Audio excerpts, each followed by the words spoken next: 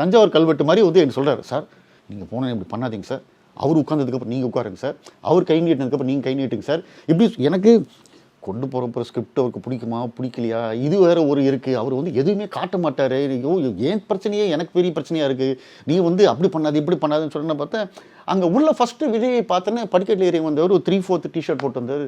ஆனால் இது ஓகே தானே அப்படின்னு. ஓகே விஜய் அப்படின்னா அப்புறம் வந்துட்டு ஜான் விஜய் அப்படின்னா விஜய் அப்படின்னாரு. அவர் கூட்டு போன பின்னாடி என்ன சார் ஏன் சார் பண்ணுறீங்க, எனக்கு என்ன கை தானே கொடுத்தோம் அப்படி இது போகிறேன்னு பார்த்தா.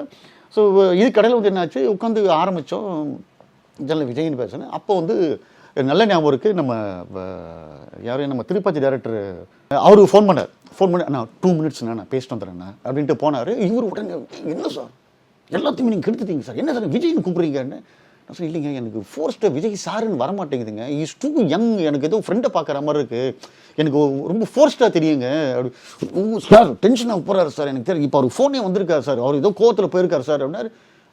என்னடா இப்படி சொல்ல வந்தவொடனே என்ன பண்ணிட்டேன், டமான்னு கேட்டேன், Vijay I'm so sorry Vijay, எனக்கு விஜய் தான் வருது, எனக்கு விஜய் சாரு அதுக்கு இது வரமாட்டேங்குது.